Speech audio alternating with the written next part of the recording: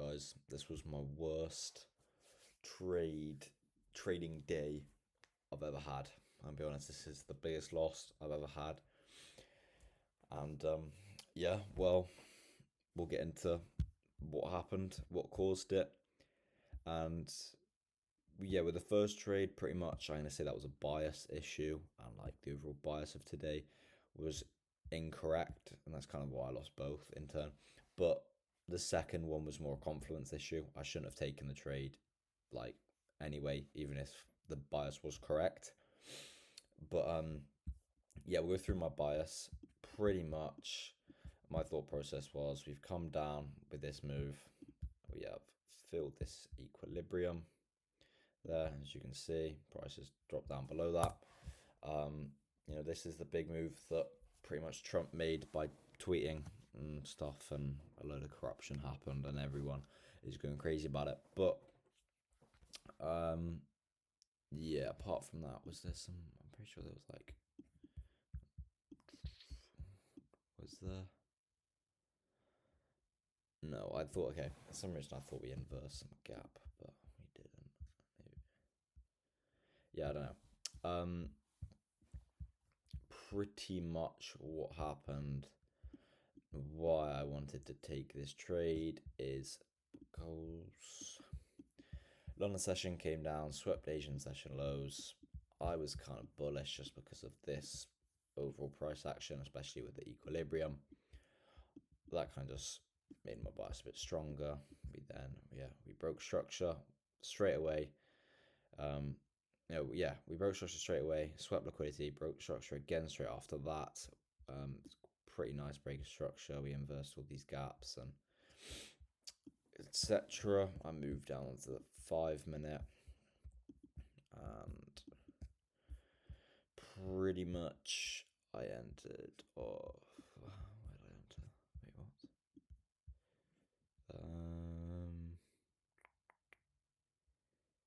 Okay, what the frickadoodles? Why am I so confused? Oh wait. This is why. This is why. I entered from this here. So yeah. Okay.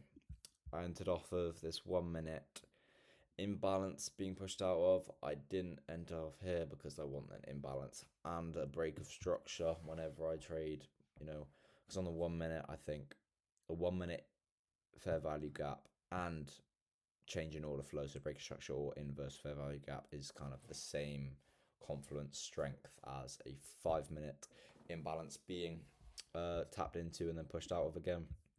So that's pretty much why I entered off that trade. My confluence, my bias was wrong. How do I figure, how do I prevent this sort of loss from happening again? I'm going to be honest with you, I'm not entirely, I'm not 100% sure what I could have done, because, we had CPI in the morning. Yeah, I don't really know. My only theory is when we have such a large move like that, I want to see a clear, break away from that structure. So I don't even know. That's the problem. I genuinely, I don't know. I'm not gonna lie to you guys and pretend like I do, because I don't. If you guys have any insights, let me know. But yeah, I'm genuinely just not sure. Because of this sort of lack of knowledge for bias, I'm going to lower my risk tomorrow to 1.5 or 2, depending on how strong my confidences are. I'm pretty much just gonna take off 0.5% of my risk. But yeah, okay, well, the second trade, I thought we were just sweeping this liquidity and we were just gonna carry on, because then we had a pretty nice staircase of points of liquidity. But obviously I was just aiming for these first two because of the kind of, I just didn't expect a large move to happen. We ended up sweeping London lows and breaking structure here. I then moved to the 5 minute, and yes, we saw the tiniest. This is what I mean with confluence, like mistake.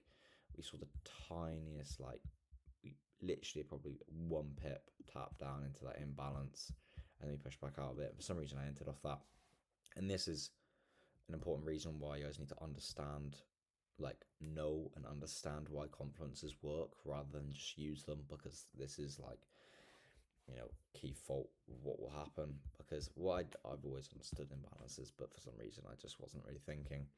And pretty much imbalances within this gap here, orders can get filled. If we barely tap into it, how many orders do you think can get filled? Not very many.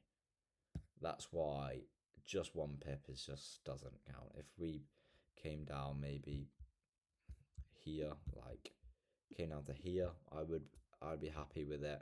Ideally, it's in the middle, but because ideally it'd be equilibrium pretty much. So you'd mark out equilibrium, and then you'd come and tap into equilibrium. This would be the ideal point, like so. But then again, don't always get what you wish for. Yeah, pretty much that was the reason I shouldn't have taken this trade at all, because that imbalance just shouldn't have counted as an imbalance through my confluences, so I shouldn't have taken that trade. Ended up losing it straight away.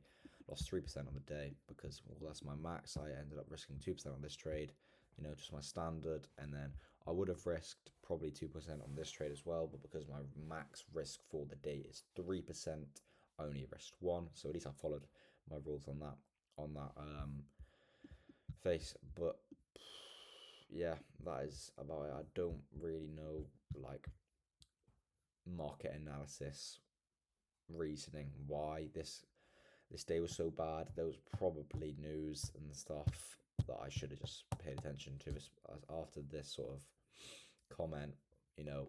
Price action has just been awful, which means that I probably should just be paying attention to wider reasoning for price action movement.